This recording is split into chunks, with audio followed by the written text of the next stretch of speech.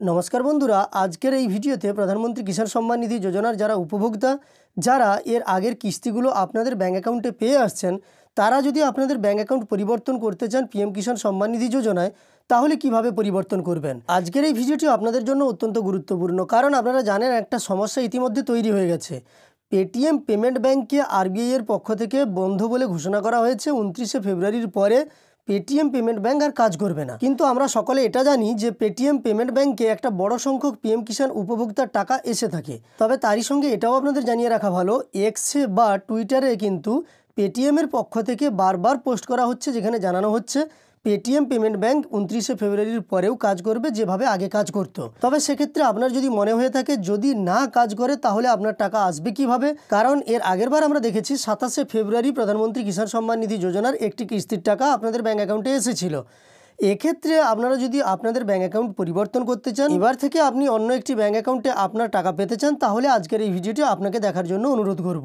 তো চলুন কথা আর না বাড়িয়ে সরাসরি মূল বিষয়বস্তু সম্পর্কে আমরা এই ভিডিওতে জেনে নিই যে কিভাবে আমরা পিএম কিষাণ সম্মান নিধি যোজনায় ব্যাঙ্ক অ্যাকাউন্ট পরিবর্তন করব। আর ভিডিওটি শুরুর পূর্বে আপনাদের কাছে একটি ছোট্ট অনুরোধও করব, এই চ্যানেলে আপনি যদি নতুন এসে থাকেন তাহলে চ্যানেলটিকে সাবস্ক্রাইব করে পাশে থাকা নোটিফিকেশন বেল আইকনটা অল করে রাখবেন, তবেই পরবর্তী ভিডিওর নোটিফিকেশন সবার প্রথম আপনার কাছে চলে যাবে। তবে শুধু পেটিএম পেমেন্ট ব্যাঙ্ক কেন, আপনার পিএম কিষাণে দিয়ে রাখা ব্যাঙ্ক অ্যাকাউন্টের যদি কোনোরূপ সমস্যা থেকে থাকে তাহলে আপনি আপনার ব্যাঙ্ক অ্যাকাউন্ট পরিবর্তন করতে পারেন। আর এক্ষেত্রে ব্যাঙ্ক অ্যাকাউন্ট পরিবর্তন করার জন্য আপনাকে কিন্তু ব্যাঙ্কে যেতে হবে, মানে আপনি পিএম কিষাণের ওয়েবসাইট থেকে আপনার ব্যাঙ্ক অ্যাকাউন্টের পরিবর্তন করতে পারবেন না। এবার ব্যাঙ্কে গিয়ে আপনি কিভাবে আপনার ব্যাঙ্ক অ্যাকাউন্ট পিএম কিষাণ থেকে পরিবর্তন করতে পারবেন। এক্ষেত্রে বলে রাখি, দেখুন, প্রধানমন্ত্রী কিষাণ সম্মান নিধি যোজনায় টাকা দেওয়া হয় ডিবিটির মাধ্যমে, অর্থাৎ ডাইরেক্ট বেনিফিট ট্রান্সফার, এবং সেটা হয়ে থাকে আপনার আধারের মাধ্যমে টাকা ট্রান্সফার করা হয় আপনার ব্যাঙ্ক অ্যাকাউন্টে সরাসরি। এ কারণেই কিন্তু আপনার ব্যাঙ্ক অ্যাকাউন্টের সঙ্গে আধার এনপিসিআই ম্যাপিং করা থাকে। এবার যে ব্যাঙ্ক অ্যাকাউন্টটি আপনার আধার এনপিসিআই ম্যাপিং করা থাকে সেই ব্যাঙ্ক অ্যাকাউন্টেই কিন্তু পিএম কিষাণের টাকা ঢুকে থাকে। আপনি যদি আধার এনপিসিআই ম্যাপিংটা অন্য ব্যাঙ্ক অ্যাকাউন্টে স্থানান্তর করেন তাহলেই কিন্তু আপনার ব্যাঙ্ক অ্যাকাউন্ট পিএম কিষাণ থেকে পরিবর্তিত হয়ে যাবে। এক্ষেত্রে কোনো সমস্যার ব্যাপার নয়। এবার আপনার যদি একটির জায়গায় দুটি ব্যাঙ্ক অ্যাকাউন্ট থেকে থাকে তাহলে সেক্ষেত্রে আপনার যে ব্যাঙ্ক অ্যাকাউন্টের সঙ্গে আধার এনপিসিআই যুক্ত করা আছে সেই ব্যাঙ্ক অ্যাকাউন্টে পিএম কিষাণের টাকা ঢুকছে, আপনি সেটা পরিবর্তন করতে চাইলে অন্য যে ব্যাঙ্ক অ্যাকাউন্টটি আছে সেখানে যাবেন, সেখানে গিয়ে আপনার প্রয়োজনীয় নথি নিয়ে গেলে ওনারা কিন্তু আপনার আধার এনপিসিআই সার্ভারের সঙ্গে যুক্ত করে দেবেন ওই ব্যাঙ্ক অ্যাকাউন্টের তথ্যের সঙ্গে। ফলে কি হবে, এবার ডিবিটি ট্রান্সফার হলে পিএম কিষাণ থেকে সরাসরি আপনার নতুন দেওয়া ব্যাঙ্ক অ্যাকাউন্ট, যেখানে আপনি এনপিসিআই সার্ভারের সঙ্গে ম্যাপিং করেছেন আধার, সেই ব্যাঙ্ক অ্যাকাউন্টেই টাকা ঢুকে যাবে।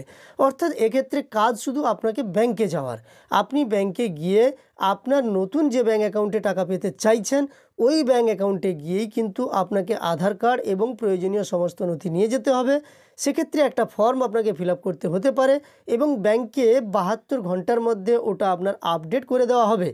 তখনই কিন্তু আপনি পিএম কিষাণের টাকা পেতে আর কোনো সমস্যায় পড়বেন না। এবার আপনার ব্যাঙ্ক অ্যাকাউন্ট চেঞ্জ হলো কি না, মানে আপনি নতুন যে ব্যাঙ্ক অ্যাকাউন্টে টাকা পেতে চাইছেন সেই ব্যাঙ্ক অ্যাকাউন্টে টাকা এলো কি না, এই সম্পর্কে জানার জন্য আপনি কিন্তু আধার ওয়েবসাইট থেকেও জানতে পারেন।